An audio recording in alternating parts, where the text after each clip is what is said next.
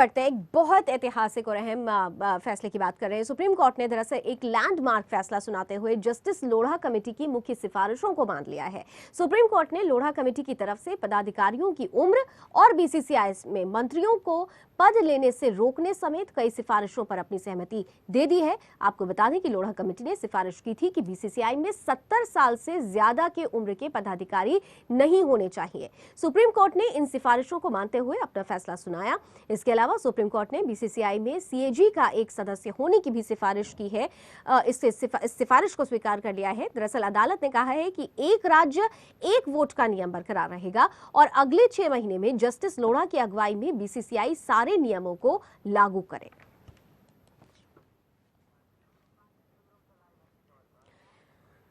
और इस मसले को थोड़ा विस्तार से समझते हैं। सहयोगी अमित पांडे इस वक्त ऐसी का रुख करते हैं, सीधे न्यूज रूम से जुड़ रहे हैं हमारे साथ। अमित, सीधे तौर पर अगर देखा जाए ये एक बड़ा फैसला है, बीसीसीआई के लिए एक झटका माना जा सकता है, क्योंकि वहां पर अभी भी बहुत सारे ऐसे लोग थे जिनका अधिकार पूरी तरीके से, जो अपना अधिकार मान के चलते थे बीसीसीआई पर, उनके लिए एक बड़ा झटका हो सकता है सुप्रीम कोर्ट का ये फैसला। बिल्कुल लावनी, जिस तरीके से बीसीसीआई में एक आधिपत्य जमाए हुए थे पदाधिकारी या फिर उसके बाद राजनेता की बात करें, तो यहाँ पे वो थोड़ी सी यहाँ उनके लिए मुश्किल, ना केवल मुश्किलें खड़ी हुई हैं, उनकी पूरी तरीके से सफाया हो चुका है। जिस तरीके से लोढ़ा समिति ने रिपोर्ट सौंपी है सुप्रीम कोर्ट को और उसे सुप्रीम कोर्ट ने एक्सेप्ट किया है कि नहीं, इस तरीके की चीज़ों को परिवर्तन करना चाहिए। जैसे कि आपने जो आयु सीमा थी उसे 70 में कर दिया गया है। उसके बाद अगर देखा जाए तो पूरी तरीके से ये कहा गया है कि जो 70 के ऊपर जा रहे हैं आयु सीमा से ऊपर, उनको कहीं ना कहीं बीसीसीआई से कहीं से भी उसमें दखल अंदाजगी नहीं करनी होगी, ना उन्हें जगह दिया जाएगा। उसके बाद आपने देखा कि ये कहा गया है कि जो हितों का टकराव है उसे भी दूर करने की कोशिश की गई है। जैसे कि अगर हितों के टकराव के बारे में अगर देखा जाए तो कुछ ऐसे अधिकारी हैं जो बीसीसीआई के अंदर भी बैठे हैं और राज्य क्रिकेट संघ में भी बैठे हुए हैं, तो यहाँ पे उसे दूर करने की कोशिश की गई है। सबसे बड़ी बात, शरद पवार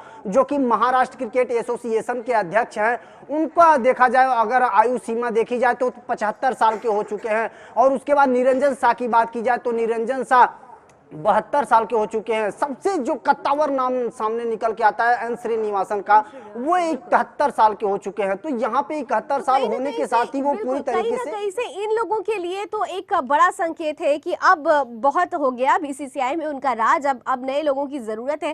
साथ ही साथ यहाँ पर दो बहुत खास चीजें थी जिस पर सुप्रीम कोर्ट ने सीधे तौर पर कहा कि इसका फैसला वो सरकार पर छोड़ती है, कि अगर सट्टेबाजी को वैध किया जाने की बात को लेकर या फिर सीधे तौर पर आईटीआई के दायरे की जो बात हो रही थी, क्योंकि कहा जा रहा था कि बीसीसीआई जो सबसे धनी बोर्ड है वहां पर पैसों का सबसे ज्यादा घपला होता है। ऐसे में ये जो फैसला सरकार के पाले में डाला गया है, क्या हम समझे?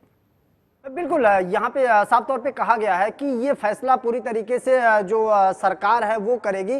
संसद के अंदर इस पर चर्चा भी होगी और इसको लेकर वहाँ पे भी इन सारी चीज़ों के नियमों का भी विस्तार पे उनका निरीक्षण किया जाएगा कि क्या सही है क्या गलत है। उसके बाद ये पारित करने की बात होएगी। उसके अगर आपने देखा होगा कि जो समिति थी वो आरटीआई के दायरे के अंदर बीसीसीआई को लाने के लिए कह रही थी, क्योंकि बीसीसीआई किसी के अंतर्गत वो नहीं है, किसी के अधीन नहीं है। और सट्टेबाजी की बात तो सट्टेबाजी पूरी तरीके से यहाँ पे वैध करने की एक बाउंडेशन जब होगा तो उस पे कहीं ना कहीं अंकुश जरूर लगाया जाएगा। आप अगर 50,000 से ऊपर का सट्टेबाजी कर सकते हैं या फिर 1 लाख के 1 लाख 1.5 लाख के अंदर कर सकते हैं, ऐसी चीजों को एक मूल्य चीजों पर अगर देखा जाए उस पर बैन करते हैं या वैध करते हैं तो कहीं ना कहीं इस पे सट्टेबाजी पर अंकुश लगाया जा सकता है। इसी चीज को लेकर समिति ने जो रिपोर्ट सौंपी है उसको कहीं ना कहीं एक्सेप्ट जो सुप्रीम कोर्ट ने किया है वो एक बहुत ही बड़ा ऐतिहासिक फैसला देते हुए कहा कि ये 6 महीने के अंदर इन सभी नियमों को पूरी तरीके से पारित करने की बात की है। लेकिन अमित, यहाँ पर एक और चीज मैं आपसे समझूंगी, क्योंकि